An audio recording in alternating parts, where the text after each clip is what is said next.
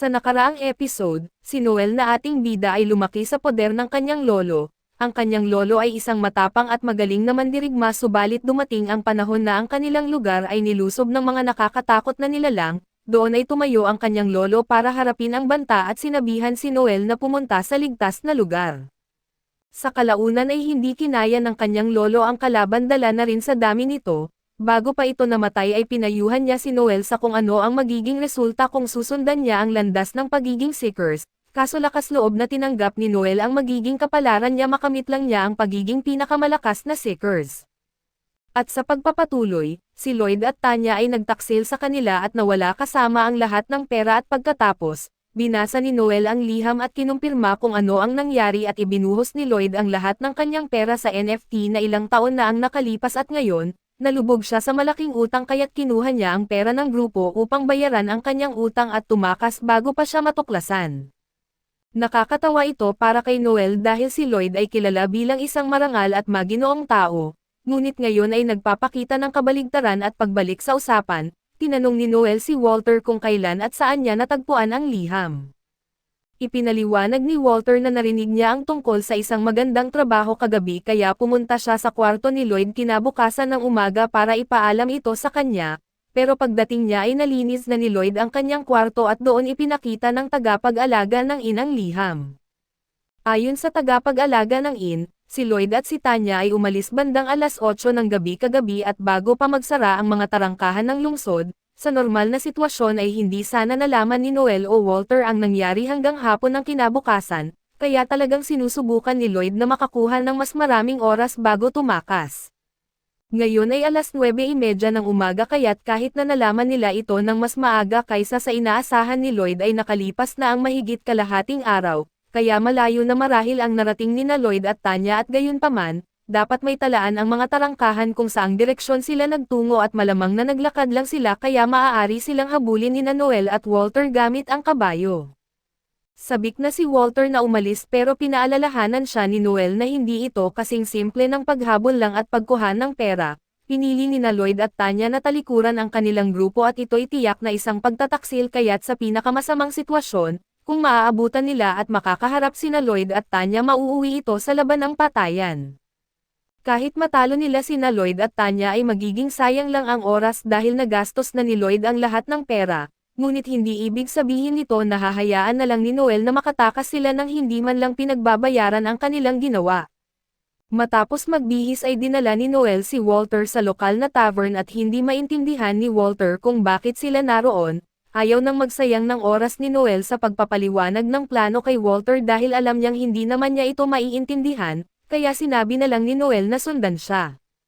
Pagpasok nila ay agad na nakuha ni Noel ang atensyon ng lahat ng tao sa tavern. Sinabi niya na 2 miyembro ng kanyang grupo ang nagnakaw ng pera at tumakas mula sa kapital, kaya handa siyang magbigay ng 2 milyong fils sa sino mang makapagbabalik sa kanila ng buhay.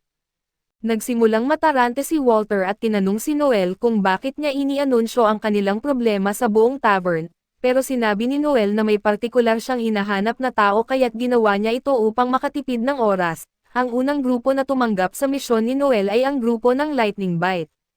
Kaya ibinigay ni Noel sa leader ang lahat ng impormasyon tungkol sa pagtakas ni Lloyd at Tanya. Ilang sandali pa ay marami pang ibang grupo ang nagpasya na kunin ang trabaho, ngunit hindi pa rin nakita ni Noel ang taong hinahanap niya. Biglang lumapit kay Noel ang isang nakakahinalang lalaki tungkol sa alok na trabaho.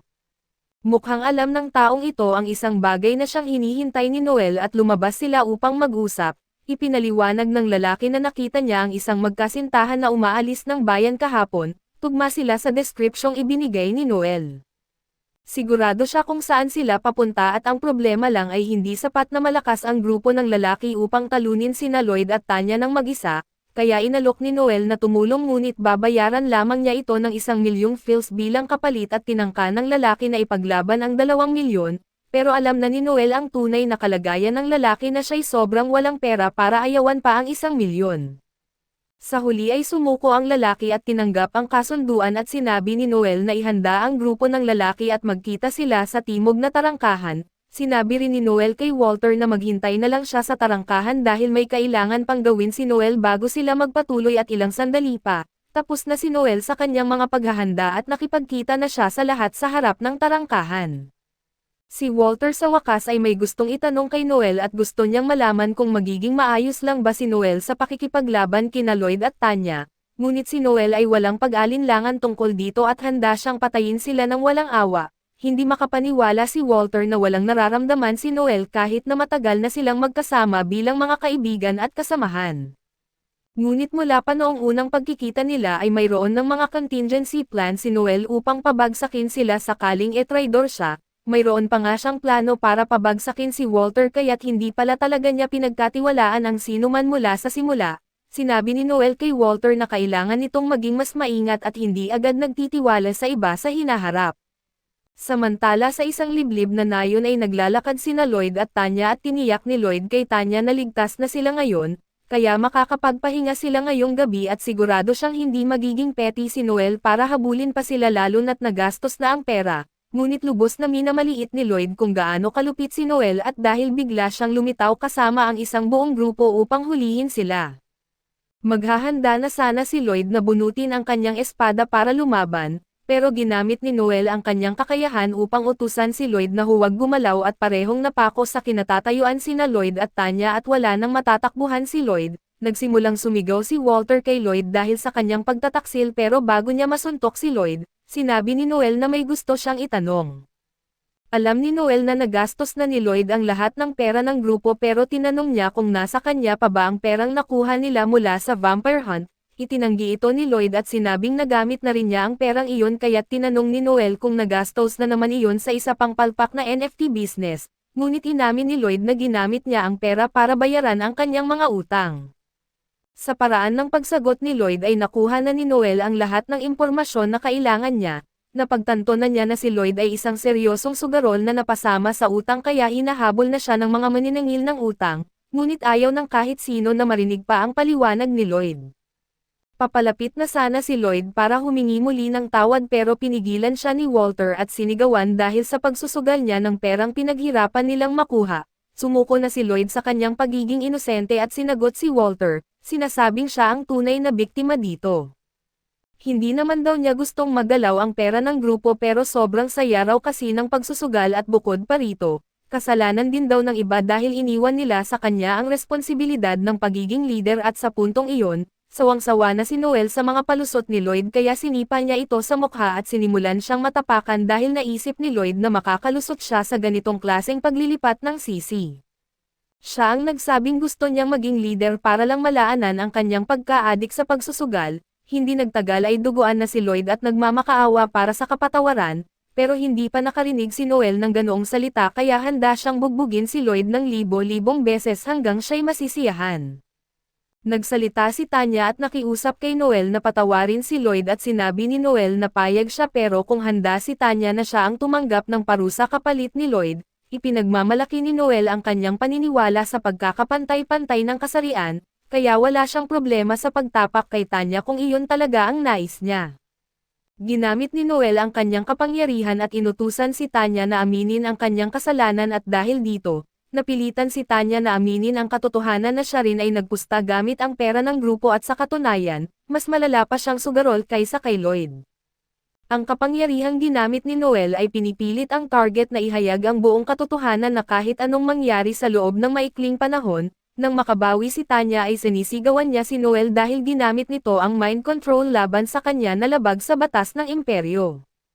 Tumugon si Noel at sinabing tama si Tanya at ilegal ngang gamitin ang mind control para sa personal na dahilan, pero dahil si Tanya ang kriminal dito at ang paggamit ni Noel ng mind control ay itinuturing na legal na interogasyon, nang matapos na si Noel sa pagharap sa mga taksil ay hiningi ng lalaki ang kanyang bayad. Pumayag si Noel pero sinabi niyang kailangan lang niyang tapusin muna ang ilang bagay at di nagustuhan ng lalaki ang paghihintay, kaya hinablat niya si Noel at inakusahan itong tinatakasan sila ng bayad, pero kinakaladkad ni Noel ang lalaki sa sahig at sinigurado sa kanya na babayaran siya para sa kanyang trabaho, kaya dapat ay manahimik na lang ito at maghintay. Galit na galit ang lalaki kaya binunot niya ang kanyang kutsilyo at malapit nang atakihin ni Noel ang lalaki, pero ang pananakot kay Noel ang pinakamalaking pagkakamali na nagawa ng lalaki at agad siyang pinapatulog ni Noel gamit ang isang suntok sa dibdib at natutunan ni Noel ang teknik na ito mula sa kanyang lolo, sa pamamagitan ng karanasan. Isa itong malakas na hampas direkta sa bahagi sa ibabaw ng puso na pansamantalang nagpaparalise sa mga kalamnan ng puso, kaya kahit na ang pinakamalakas na mga mandirigma ay nawawalan ng malay kung tama ang pagkagawa, nais ng lolo ni Noel na matutunan niya ito dahil bilang isang tagapagsalita ay wala siyang kakayahan na palakasin ang kanyang sarili, kaya't ito man lang ay nagbibigay sa kanya ng kakayahang lumaban. Dinala ng mga kasama ng lalaki ang kanyang walang malay na katawan palayo sa daan at di nagtagal, dumating ang isang kaibigan ni Noel sakay ng isang magarang karwahe at ang lalaki ay isang kilalang mangangalakal ng alipin na si Finocchio Barzini, at tila may magandang ugnayan sila ni Noel. Siya ang pinuno ng pamilya Barzini at alam ni Noel na medyo kakaiba at masigla ang kanyang ugali, pero siya lamang ang makakatulong sa kanya sa pagkakataong ito at kung hindi pa halata ay layunin ni Noel na ipagbili sina Lloyd at Tanya bilang mga alipin, upang mabawi ang perang ninakaw nila. Tumutol dito si Tanya kaso lang pinaalalahanan siya ni Noel na maaari naman niyang isumbong sila sa mga pulis, at ang kulungan sa lugar na ito ay nangangahulugang ipadala sila sa minahan na hindi biro at napakahirap mabuhay, mas malaki ang tsansa nilang makaligtas kung magiging alipin sila at umaasang mabibili ng isang mabait na amo. Matapos iyon ay hiniling ni Noel kay Fio na simulan na ang pag-a-assess kina Lloyd at Tanya para ibenta. Nang matapos si Finocchio ay inalok niya si Noel ng 6 na milyong fils lamang at sinabi ni Noel na hindi iyon sapat, humingi ng paumanhin si Finocchio ngunit masama ang panahon para sa kanya ngayon kaya't hindi siya makakapag-alok ng mas malaki. Ipinaliwanag ni Finocchio na ang simbahan ng Holy Cross ay malapit ng magdekreto at lahat ay kailangang magsumpa ng kahirapan, kaya't kung magbibigay siya ng malaking halaga para kina Lloyd at Tanya ay makakatawag ito ng pansin na nais niyang iwasan. Hindi naisip ni Noel na malaki ang impluwensya ng simbahan kahit sa isang makapangyarihang pamilya tulad ng Barzini pero hindi mahalaga iyon, sinabi niyang tatanggapin niya ang 11 milyon bilang bayad at medyo matagal bago napagtanto ni Finocchio ang sinabi ni Noel pero nang maintindihan niya ito, nagsimula siyang sumigaw dahil sinusubukan daw ni Noel na makakuha ng dagdag na 5 milyon. Dahil sa patuloy na pagsigaw ni Finocchio ay patuloy rin sa pagtaas ng presyo si Noel hanggang sa umabot sa 15 milyon ang hinihingi niya, samantalang nagsimula si Finocchio sa alok na 6 na milyon lamang at talagang nagsisimula ng magalit si Finocchio at sinabi ni Noel dito na kung bibilhin niya sina Lloyd at Tanya sa halagang 15 milyon, ipapalaganap niya na binili sila ni Finocchio sa presyo na iyon.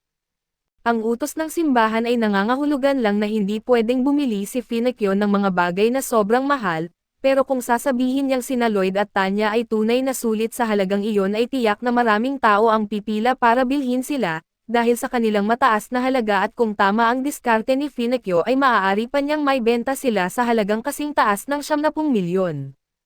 Lubos na humanga si Finocchio sa talino at tuso ni Noel kaya inalok niya si Noel ng posisyon ng leader sa kanyang pamilya. Pero tinanggihan ito ni Noel at naiintindihan ni Finocchio at sumang-ayon siya sa kasunduan at bago tuluyang tapusin ang deal, lumapit siya sa isang discussing miyembro ng kanyang grupo at binalaan itong huwag magsabi ng kahit ano tungkol dito at maliban na lang kung gusto nilang mamatay sa masakit na paraan.